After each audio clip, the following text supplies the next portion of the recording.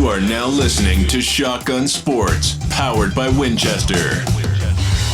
Recorded in the U.S. and streaming all over the world. We talk to shotgun shooters from all disciplines, world-class instructors, gun clubs, target setters, vendors, and industry-leading companies that fuel the sport. Make sure you subscribe to our podcast, leave us a review, and connect with us on social media. You can also catch our episodes on shotgunsportsusa.com.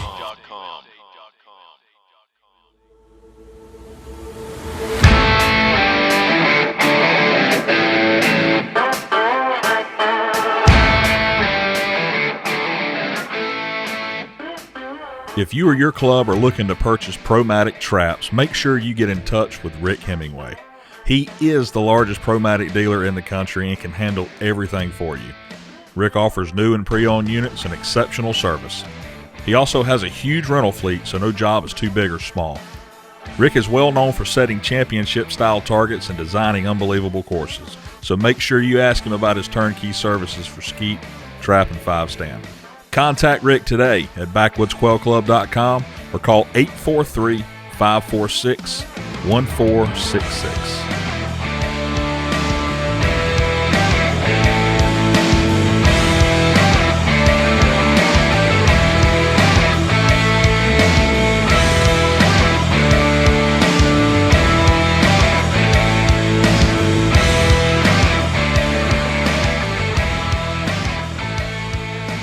On this episode of Shotgun Sports, I have a guy that has been shooting clay targets since the age of 9.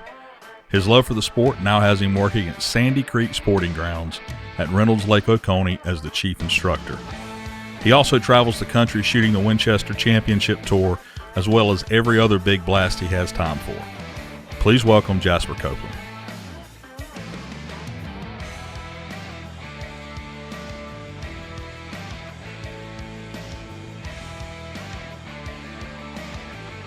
Welcome to the show, Jasper. How you doing tonight? Doing good. Thank you for having me. Yeah, I'm glad to have you on with me. You're a young shooter who has been fairly successful the past couple of years, and I want to get into all of that in the episode. But first, why don't you tell people about yourself? Yes, sir. So I'm Jasper Copelan. I'm from Eatonton, Georgia. I am, lucky to be able to travel the country and shoot sporting clays. I grew up here in Eatonton, where obviously Vinnie Hancock, Olympic gold medalist, started shooting. So I kind of,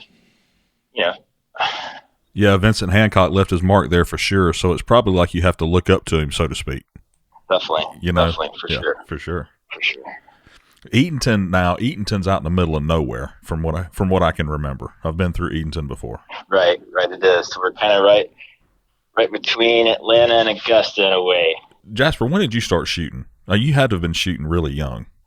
Right, so I have been. So I started hunting with my dad a little, around 7 years old. I would, say 7 to 8, somewhere in there, as far as like, dove hunting, things like that, deer hunting, stuff like that. So I really didn't get into clay targets until I was like 9 or 10. I've actually ended up having an old gun club that's now shut down, the Lake Oconee Shooting Club, that, Craig Hancock actually started along with another guy, Payne Hughes, and operated for a long time. It was actually right across the road from my house, so I could actually walk across the road and go shoot. So it's pretty convenient to get into it, and that's kind of how I got started. Do you think that living across the street from a gun club as a kid helped you get better quicker? It did for me, at least. Kind of being at that age where you're in school, and I know I have a lot of friends. Their closest gun club's an hour away, so it really worked out good for me. And, my family has a dairy farm, so it's kind of one of those things I could, wasn't really a set time, just whenever we had free time to go. And, unfortunately, actually, it ended up closing down kind of right around that crunch in 08, 09 when everything got tough. So I only got to shoot there for about a year, but it was nice while it lasted for sure. The first time I met you, someone told me that you were from a family of dairy farmers. Go into that a little bit and tell me what they do. Right. So we were fairly small. My, I would have been like the fourth generation, if you will. My dad, my granddad, my great granddad were all into the dairy farming. We had Holsteins. Not anything big like you see in the dairies up north, but we had 100, 150 cows that we milked. It's kind of one of those things. You never get a day off. It's a full-time job for sure. If we actually milk here at 3 and 3, so 3 in the afternoon, 3 in the morning, 7 days a week, holidays and all, so it's very busy, very busy. Yeah, cows don't stop making milk. Jasper, you said you started shooting around the age of 9. Where was the first place you went to shoot competitively?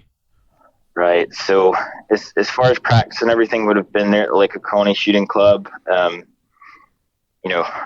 At first there I was kind of introduced by Dr. Sammy McFaddin.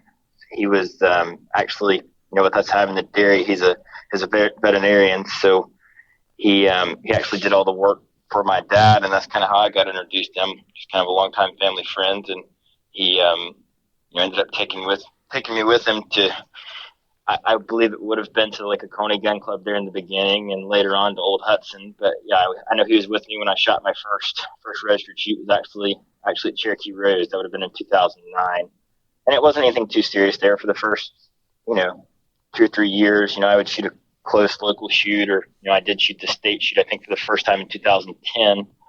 But I didn't travel very much, just mostly the youth shoots and like SCTP and things like that until I got into it a little more. So how long was it before you actually shot a real NSCA registered shoot? I would say, really it was within that first 6 months. I would have started in like January of 2009, and I would say by the middle of that summer, he kind of got me into it. It was just one of those, weekend shoots that they had at Cherokee Rose. I can remember it was like it was yesterday in a way. I think I shot a 63. Not very good. Not very good. Well, that's not really that bad for a kid, Okay, let's jump forward several years. And in the past couple of years, really, I guess, what is it, 2 years now? I mean, you've really been on fire. I mean, it seems like when you go to look at the scorecard that you're always at the top.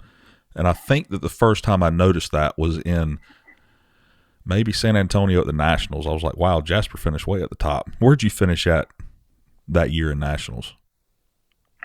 Right. So I believe that would have been in 19. So that was actually only my second time being able to shoot the Nationals.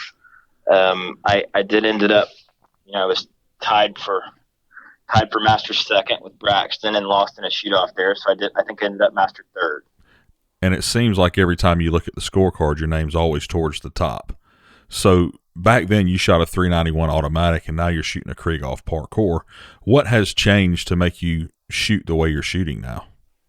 I think just a lot of things. Maybe getting a little more experience. That would have been right at that 10-year mark, which I know it took me a lot longer than it has some guys. But I wasn't able to travel quite as much, in those first couple of years. So I think kind of in combination with being able to travel, shooting all the regionals and stuff like that was a big part of it, but also just being in it every day. So kind of for what I'm doing there at work,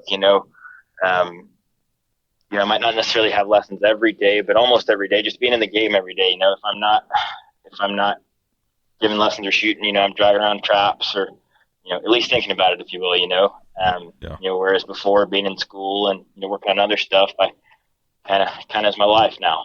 So I think that's been a big help. Tell everyone where you work and what you do.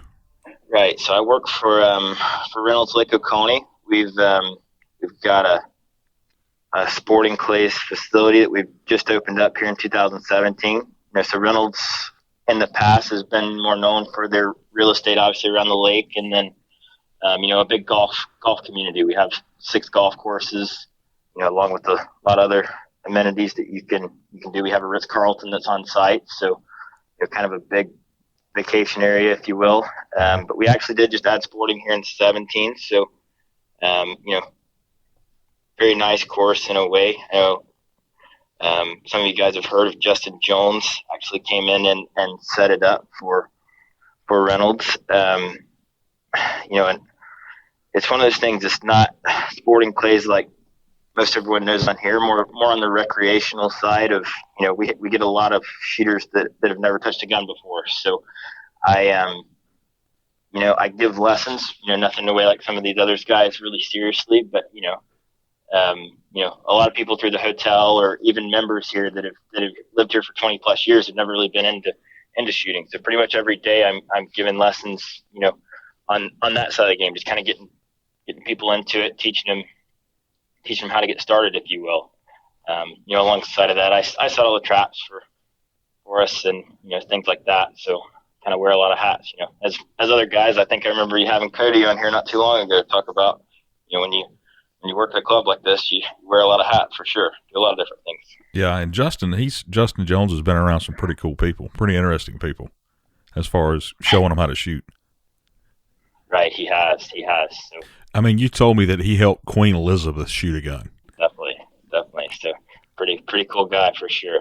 So these famous people and movie stars that he helped shoot, were they all at Reynolds Plantation? Right. So a lot of these guys, and he can correct me if I'm wrong here, a lot of that was when he was at Glen Eagles. I think some of that, could have been at clubs over here, but, we're lucky. We've actually had a few, we've got a few guys like Lynn Swan that have bought property with us here. They're pretty cool in the shot there. Along with having all the golf courses, some of the pro golfers and stuff like that come through. But yeah, we're lucky to have many celebrities come through as well. So when you started working here, that's when you had your chance to get out and start shooting, like really traveling around. So tell me how that works. So, it's one of those things and I know a lot of other guys are this way, kind of before I, didn't have a lot of time that I could get away from home. A lot of that just due to income, to be honest with you. So, that got stepped up a little with being over there alongside of, Reynolds actually being one of my main sponsors. They actually helped, get me to all these tournaments and get me going there. So I'm really lucky to have them support me so much, Mm-hmm. Just giving me that many days away along with, really pushing me to get there has really been a big help. So, those two things. Also, just like I mentioned earlier, just being in it every day. Not that I necessarily shoot every day. At times, it was kind of the funny thing to me. I thought, I'm at a gun club every day. I shoot all the time, but it's kind of strange. As far as practice targets, I don't shoot near as much as I used to be honest with you. But just being in it every day, I think really does help. Talk about that for a minute, Jasper. If you're working all day, teaching people all day, when do you have time to practice? It's tough, to be honest with you. So we're a little different than some clubs with our membership. We're open Tuesday through Saturday. So, I'm kind of there, at minimum 7 to 7 every day. So it's tough, but luckily, I have quite a few students that allow me to shoot with them during a lesson, which I think sometimes really helps. But even though it's not that much, so I'll do that. And then at times I've actually just kind of tried to book aside times. If I just have to do, 2 hours here and there, maybe once every couple of weeks, just to where I can make some time to go shoot. And I tell you, they're really good to me as far as going in on an off day or something like that to be able to practice. But, I also go around to some of the other clubs and practice as well. So, very lucky to have that support. As far as the targets are concerned at Reynolds Plantation, I'm assuming they're set up pretty soft. Right. So it's a good mix. So we're a little different just because we don't really throw any tournaments. We've actually got a 20-station course. So along with that 20-station course, we've got 4 or 5 stands. We're just sporting. We don't really have any skeet and trap, but yeah. So we're working on getting actually every station, having 4 traps. So even though it's one course, we're going to be overlaid to where you have, the one course that's softer for more of our corporate, recreational type shooters. Whereas we'll have 2 other traps that are quite a bit tougher. Right now with it being 20 stations, I would say it's kind of half and half. There's half that are kind of that novice intermediate, and then the other half, I tell you, I think that's another thing that's really helped my shooting. Not that I'm stealing anything from anyone, but just going to all these shoots every weekend, all over the country, I can kind of look at what they're doing at each shoot and, see what I like as far as the way they throw targets. And especially if something gives me a problem, I can come back and set those. So I think as far as, a place for other shooters to practice as well, it really helps just because I kind of travel to all those shoots and get to see those targets. I think targets are a lot different, now at least than when I started, so I can kind of keep up to date on what targets they're going to be throwing at shoots, if you know what I mean. Somewhat. You never know what they're going to throw exactly, but I really think that's helped. Oh, I'm sure it's beneficial to come back and be able to practice that stuff. Tell me about the stock on your shotgun. Did you build your own stock? Right. So, funny story. I've gone through a few stocks, and I had a really bad hand injury in 2014 that's, just about paralyzed my index finger on my right hand. So, not that my dimensions are that far off, but I have played around with doing a little bit of the stocks. The stock I'm currently in right now is a Shirley Brothers stock. So I did do my pattern. I carved it out, and I obviously can't make it too pretty, but I did do that. And Mr. Tommy actually duplicated it for me and did a really good job on it. I'm really happy with it. So I did end up doing it there, but I've done my brother's stock and a few other stocks here and there. So I've something to play around with. I enjoy it. Something to do, when I'm not at the gun club. You bring up your brother Aaron. He's also a very good shot. Now, do you shoot a lot with him? He is. So I don't get to shoot with him quite as much. He's actually up at Emmanuel College. He shoots on their team, and he's doing good with those guys. So he isn't in quite as much. But yeah, he kind of works for us part time on the weekends. So he's in and helps us out there. So if he's in, and a lot of the tournaments we'll end up shooting together too. So I do get to shoot with him quite a bit. It's it's nice to be able to practice with him and then end up going to shoot with him as well. It makes me a lot more comfortable in a way when I get there. Jasper, there's got to be other reasons besides just swapping guns as to why you've improved as much as you have. What do you think that is other than the gun? Is it just being able to get out to the shoots?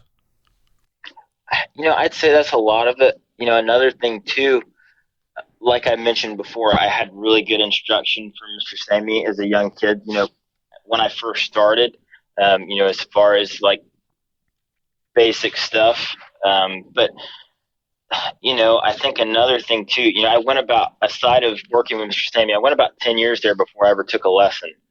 And I think maybe that's what held me back a little. It's hard to say, because it was kind of amazing to me the first few that I took it, stuff that took me years to figure out on my own, someone, in 2 hours could tell me very easily, so I think that's a big part of it. And I know some guys are, you need to take lessons from, just one person and stay with them. And I can't really say, because I've taken from quite a few different guys. And I think that each person I've gone to has really helped me, in different areas, just because I think everybody does things so much differently. Say this shooter shoots this target better, that target better, maybe one shooter more on the middle side has helped me here or there, so I think it's a combination of being able to shoot a lot more, and I don't know, just using the resources that I've had, I think has been a big part of it. Even squadding with people at shoots, that was that thing. I just kind of shot here locally, not that we didn't have great shooters around, but just didn't shoot with them quite as much. So when I got to travel a little more, the more events I could shoot, the more I'd end up squadding at least near them. I could kind of watch what they were doing once I got there, so I think that really helped as well. And when did you start shooting SCTP? So that would have been in 2009. Okay. Right when I started that first year. All right. And tell me about that. How did you like shooting SCTP? I really enjoyed it. For me, it was one of those things, the Lake Oconee shotgun team I was a part of was, a big thing. Actually, Vinny shot on it when he was, like in middle school and high school. We actually went to the same high school, but it was one of those things. I know it the SCTP program kind of gets a bad rap for the targets just because they're not really even comparable to the NSCA targets. But I think it really teaches you how to compete in a way, at least for me, that I didn't necessarily have the funding to get to some of the bigger shoots, but luckily through the funding through the team and obviously with my parents, I ended up, still shooting our state shooting the nationals every year. And even though I know the targets weren't the same, I guess the pressure and the environment, when you're shooting with all your buddies, that's as much pressure as anything. You want to shoot better than them. So I think it really helped me. I really do, especially doing it for that long. I shot, from 2009 really all the way through, I guess it would have been 16 to 17, somewhere right in there. So did you shoot the 391 through SCTP? I did. I shot a 391. Had a custom paint job on it? It did. It had a unique one for sure. Yeah. I bet you got a little flack about that some places, didn't you? I sure did. So what made you want to switch to that over and under? To be honest with you, I really do like the 391 in a way. I can't say that I might want to go back one day, even though I really like the gun that I'm shooting now. To be honest with you, not that I ever had that many chances to shoot in it, but when I shot the U.S. Open in 17 at Big Red Oak, they had the PSCA qualifier there, and the first opportunity I really ever had to do anything like that. And I think I missed the cut by one target. So I kind of decided the rest of that year I was going to go to the rest of the qualifiers and at least just try it, Mm-hmm. And I did ended up making one of them. And not that the gun was really that unreliable.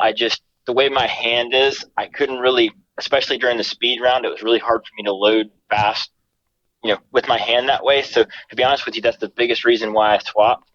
And I went to the rest of the shoots and practiced a lot with that. And, it was kind of tough just because shooting that automatic for so long, I shot it 8 to 10 years. So I had tried several over and unders in the past and just really never got on with them. I couldn't really, I felt like I could shoot it well, but I just wasn't that confident with it. But something about that parkour, just really light in the front end, it felt a lot like that automatic in a way, especially with the flat rib.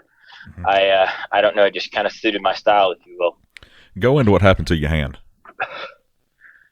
So I this would have been like in the summer of 14. I would have been 16 years old at the time, but I actually was on a tractor and unfortunately had a hydraulic line blow out that runs to one of the hydraulic valves on the tractor. It was kind of a freak accident. I had 6-8 foot of hose and just kind of one of those things. As soon as I hit the valve on the tractor, it actually blew out and injected that fluid into my hand. So it was actually a pretty bad deal. I spent about a week in the hospital over it, and it was actually really bad. I thought at one point I might actually lose that finger.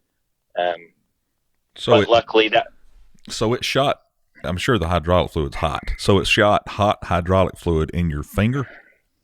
Right, it did. So right in the end of my index finger, actually. So that, it was a bad deal. I actually ended up, going to a local hospital and then got transported to another one in Augusta really fast because there was really a good chance of me losing that finger. And luckily, I had surgery on it right away and they were able to remove it. It did a lot of damage, but not to the point of where I can still use it now. I actually am back pulling the trigger with that finger. Actually, from 14 through about 17, I actually had to pull the trigger with my middle finger. I just didn't have the strength in it and really the mobility either. So that was another reason swapping from the 391 to the over and under is actually the way I had to, pull the trigger with my middle finger. The bolt would come back and hit me in my index finger, and I still had it in a cast and stitches and everything. So it was tough, but I ended up making it work and, swap. That was one of the main reasons for swapping guns. Kind of a freak accident, but anyone that knows me, that's kind of my luck at times. Yeah. Sounds like you need to stay away from hydraulic fluid. I'm telling you. So it's made me respect it. Yeah. So in your coaching, with what you're doing, are you coaching any NSCA shooters at all? Right. So a little bit, and like I said earlier, not so much. And a lot of these guys, are just kind of getting into it just because in our community we haven't, they never really shot sporting clays before. But going on our third year, we've got quite a few more guys that are getting into it. One guy I know.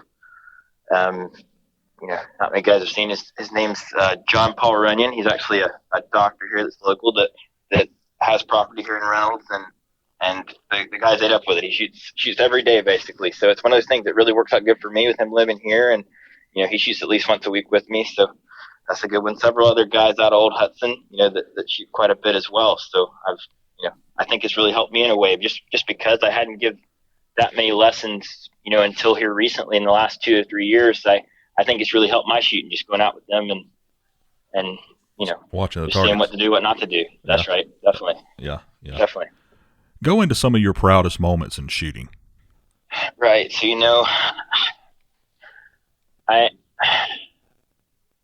just being able to go, I know that sounds strange, but that's a big thing to me. I never would have thought, growing up here on a dairy farm, just being able to travel the country, see all the different gun clubs, that's a big part of it, But I guess, with working pretty hard at it, I have been lucky enough. I had a couple good finishes there at nationals that year that I was master third. That was my last year as a junior, so I did win the junior nationals there for my last year. So that was pretty big to me. And then here recently in 20, I won the in-state championship. So those two would definitely be my biggest two. That's right. You did win Georgia State, didn't you? Right. And yes, sir. There were some heavy hitters there. Yes, sir. So no, very, very fortunate to do it. I couldn't imagine the way looking up to these guys since for years since I was little. I never would have imagined I would be able to brush shoulders with him, you know? Yeah.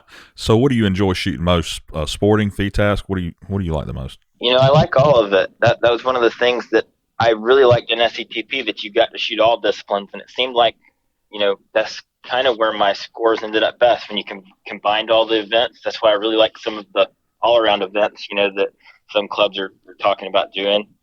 You know, primarily sporting and feed task, especially with, you know, what we have at my club there. You know, it's just sporting, so that's mainly what I'm going to do. You know, I really enjoy the feed task. You know, just something different in a way, you know. Yeah.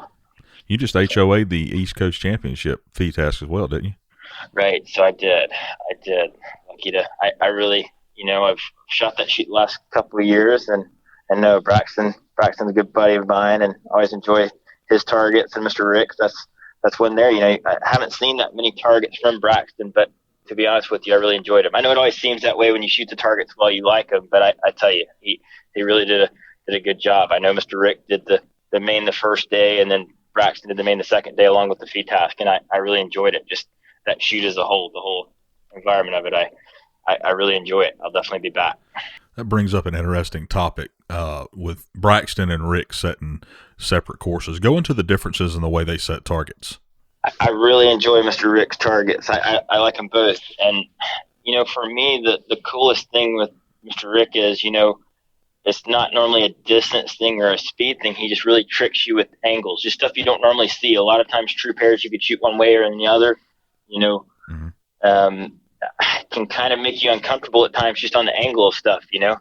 And that's really cool to me, just because, you know, to me at least, certain target setters kind of have that flavor. You know, they're going to throw more face, you know, more edge. But with Mr. Rick, you never know. That's kind of the cool thing. Every course you shoot at his is a little bit different, which I think is really cool. You know, with Braxton, you know, the only thing I can say, it really wasn't a lot different. You know, he did some cool stuff, like with some Raboos, and you know, one on feed task for me I thought was cool. He, you know, threw a Batu that was skipping on the water. So, you know, both those guys just throwing different stuff that you don't normally get to see. You know, that's actually a really nice club. You know, a lot of different terrain they had to work with. So, you know, different ways they can throw them. How did you do on the main event? I shot 91 the first day, and then 96 the second. I actually, you know, I didn't get a chance to see Mr. Rick before I left, but I actually missed a 70, you know, about 15, 20 yards. You know, I actually missed it every time, never touched it. And that's kind of the thing with his targets. You never, you know, he can leave you stand there scratching your head, because it looked very simple, but obviously there was something that I didn't get. Is there a certain method that you use most of the time, or is it you use all of them like everybody normally says they do, or what do you do? You know, I think so, and I think everybody does that to some degree. I think, kind of like you said, everyone has kind of a different style. Right. You know, with me kind of having the fixed choke lighter gun in the front end, that, you know, kind of that slower, smoother style. I try to move the gun pretty slow if I can, with as little movement as I can, you know. But, you know, like you say, some targets you're going to have to start from behind. You know, I feel like I'm kind of in the middle of that maintain to pull away on almost all my shots, you know. So I think it's one of those things, just everybody does it a little differently, but you kind of all end up in the same place, you know. When you go to a tournament and you encounter a target that you're having problems hitting, do you go back to your club and set that target and just practice it over and over again? Right. So I do. And I think that's really, really helped my shooting in a way. You know, what I've found, and I don't mean this in a bad way, but there's only so many ways you can throw targets. And I felt like for a while there, I was pretty bad about, you know, if I struggled on a certain target, I would obviously come back and practice it. What I find is in practice, I wouldn't necessarily have that, you know, that much trouble with it. So, you know, I think the combination of maybe just a target making me uncomfortable, you know, I wasn't necessarily doing what I was supposed to, just because of the pressure of the shoot, you know, and kind of took a while to figure out. And I'm by no means mastered any of this, but, you know, at least gotten better from where I was. Why do you think that is? I mean, I think everybody experiences that. Why do you think that when you're shooting some target that you're killing every time in practice, when you go to a shoot and you miss it? Well, I mean, you think it's just the pressure of the shoot? You know, I would say so, and I know some of these other guys could probably answer it better than me, but with my experience, it is that for sure. You know, I think a lot of shooting is confidence, and if if you're just a little less confident on some of those shots that are tricky, you maybe see the gun a little better than you should. Obviously on certain shots, when you're looking at the gun too much, you're going to miss. And I think that whole element of just being a little careful instead of really just, finishing your shot visually, it's hard not to when you want to hit the target. If you really want to hit it, for me at least, I want to make sure at times and check the gun. And we all know that doesn't work, but I think that's a lot of it for sure. I was shooting with Zach just the other day, and that was his main thing. You got to see that shot. You got to visually see it. As far as squatting, when you go to a shoot, do you care what squad you're in? Does it help you to shoot better if you're with people you know, or does it matter?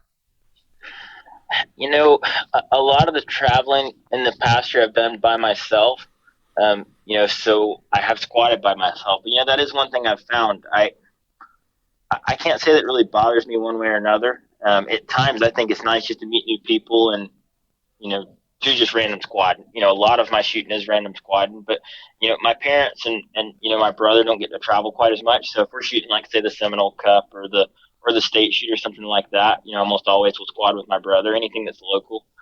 My parents don't really shoot, but at least they're to watch as well. So, I think that's one of those things that it does make me more comfortable, no doubt. But I think you need to be able to do both because, as much traveling as we do, nobody's going to be able to go with you every weekend. So I think it's good to be comfortable with both in a way. What do you do to prepare for a big tournament? In here recently, just being very busy, I, obviously don't get to practice quite as much, but, like you say, just preparing is a big deal. From the last couple of years here, I've found myself a lot, like, it's just, from something as simple as, getting all my stuff loaded up, getting my players on my trailer and all, waiting last minute, anything rushed doesn't work so good. So if I kind of trying to get everything on a schedule and, at least if I can, especially before something big like a regional or, before the nationals, I try to shoot 1,000 targets, in a couple weeks before if I can, not that I always get to, but, that's always what I go for. And just somewhat be prepared, get in maybe a day early and, just get yourself settled in just to where you're not in a rush. I feel like it's really helped me at least. Is there anything that you like to do the day of a shoot to get ready? Do you drink a lot of water? Do you make sure you eat breakfast? What do you do to prepare for a shoot on the day of? To be honest with you, obviously a lot of the shoots we go to in the summertime, I think that's a big part in staying hydrated, but, I can't really say that there's anything in particular. I went a long time, I was that guy, I felt like I needed to warm up a lot, like I'd get to a shoot and I needed to, shoot a practice 5 stand or shoot a make or break or shoot something like that. But I don't know, over time, you mentioned Zach, good friend of mine, and I couldn't tell you how much he's helped me this game. I wouldn't be here, as far as I am without him. I tell you, He's been extremely good to me. But if you watch guys like him, you don't really see them doing that much of a warm up, or you hardly ever see Zach on a make a break or a long bird. So I kind of thought, well, maybe there's something to that. And I've actually here recently not done as much warm up. I try to feel like, if I'm waiting to get to the shoot to get warmed up or kind of get some practice, and it's kind of too late. So I feel like once I get to the shoot, I'm more or less just trying to get there on time and just kind of get comfortable, if you will. Yeah. I think it's kind of too late to get warmed up there. Yeah. Yeah.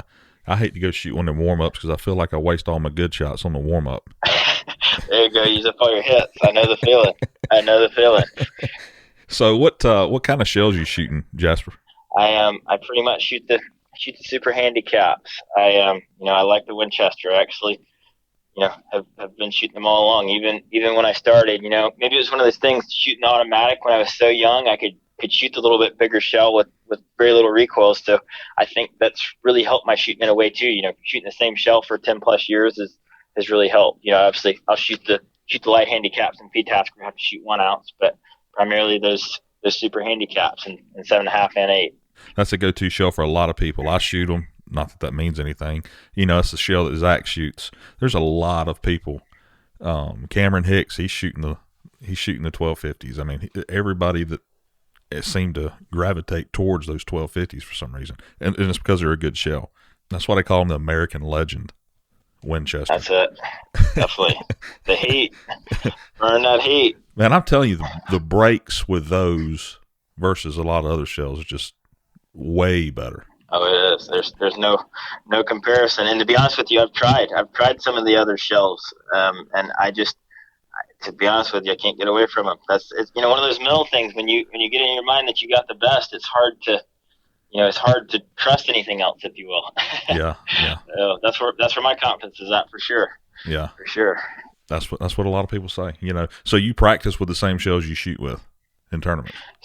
So I do, and fortunately, I'm able to, and that's another thing. You're back to asking. A couple years ago, I actually wasn't, and not to say, so many things I've changed here recently that have helped my shooting, but that is another thing.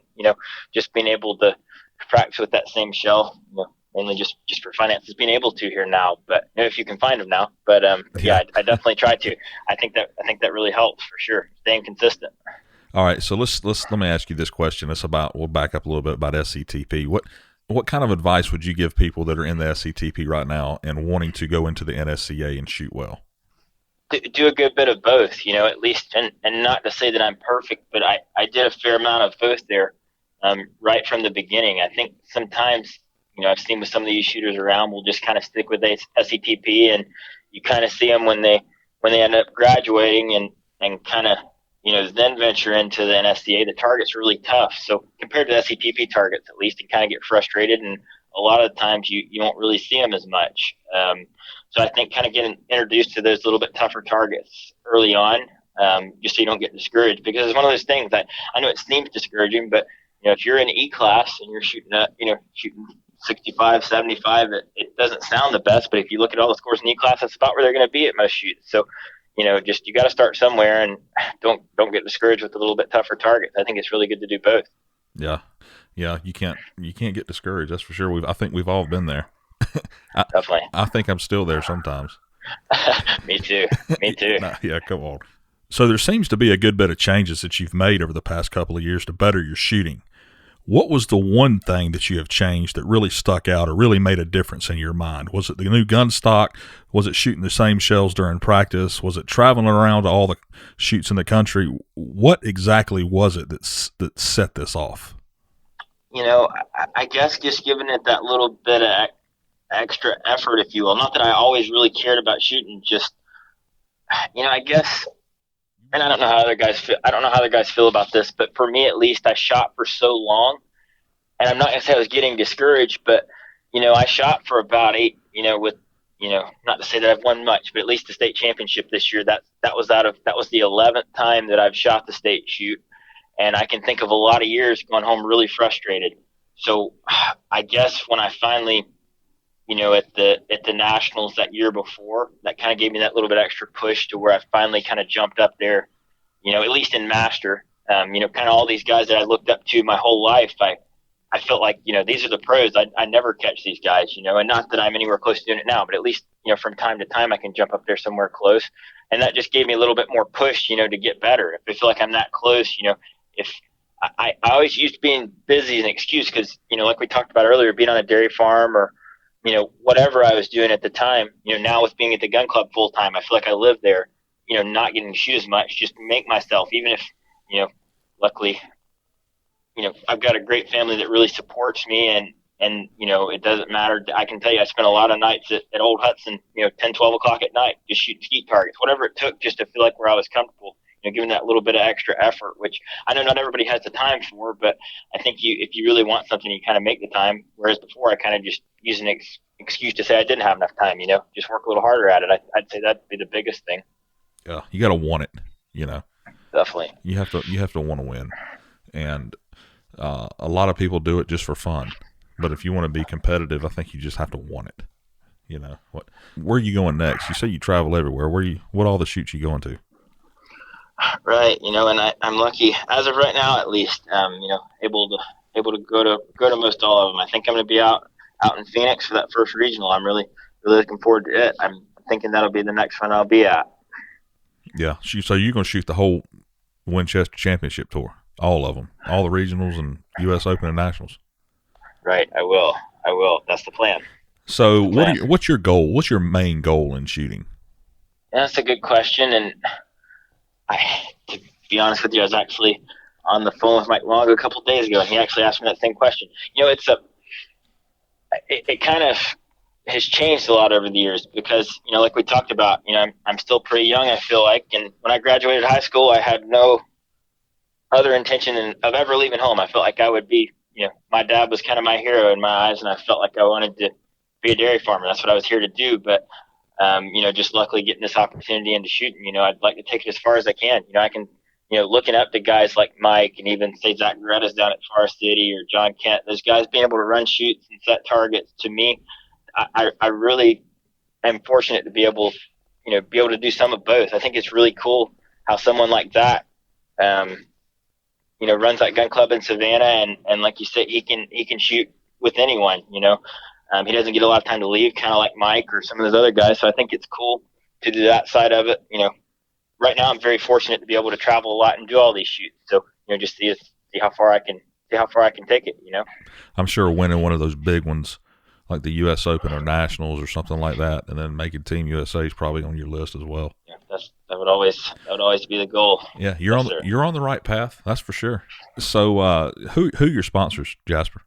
Reynolds would obviously be my biggest one. They're getting me there, and it's one of those things. I think I helped them quite a bit too. With obviously we got a lot of property, so that's kind of the biggest thing.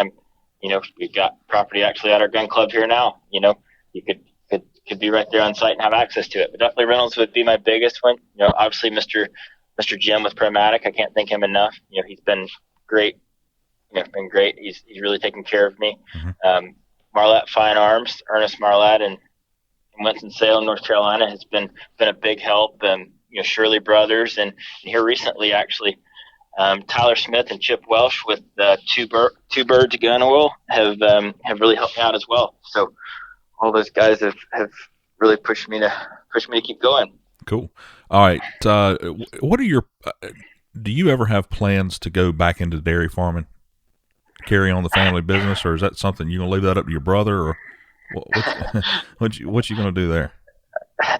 So to be honest with you, I could never imagine myself living anywhere but here. And it's easy to say that, I'm lucky to have Reynolds here, 5-10 minutes from my house. But, so actually as having the dairy farmer, my dad can correct me on this. I'm going to say, at least back in the 20s, it's been in my family, but actually here in 17, with some of the big dairies, and even around here, a lot of them up north, there's not that much demand for milk. So actually we shut the dairy down in 17, actually around the same time that I started at Reynolds. So, my dad obviously still has a farm here and operates it. But it's, without having the dairy cows, it's not like I'm tied here full time like he has been his whole life. Not anything wrong with that, but he it's kind of a lifetime commitment. He's lived here his whole life. So I guess for me it's pretty cool that I kind of have this opportunity that I can kind of see where it takes me. But luckily I've got to can't say enough about my family and how much they've supported me to go give this a run. Well, now I know why you always wore cowboy boots. Yeah, yes, I think you've got out of that here lately, haven't you? And Zach is one on that. I'd see him at a shoot, and he'd tell me, man, you need to feel the ground, you need to stand level. And for a long time, I will say I was against it, but I tell you, that guy obviously knows what he's talking about. I started listening to him, and I tell you, I really think it's helped. Yeah. Stand flat. You used to come over with them 4-inch heels on them cowboy boots. You have a little problem, didn't you? I'm telling you. Made it hard on a driven target. Make you want to fall? Does it make you want to fall forward or backwards? Forward, for sure. It would. It would. All right, man. Well, I appreciate you coming on. Interesting story. I think you're on the right track to being really good. Not that you're not good now, but I think you're on track to getting to where you want to get for sure. Definitely, and thank you so much for having me on here. I really do appreciate it. Yeah, man, and look forward to seeing you at the next shoot. Yes, sir. Well, thank you so much. All right, Jasper. See you.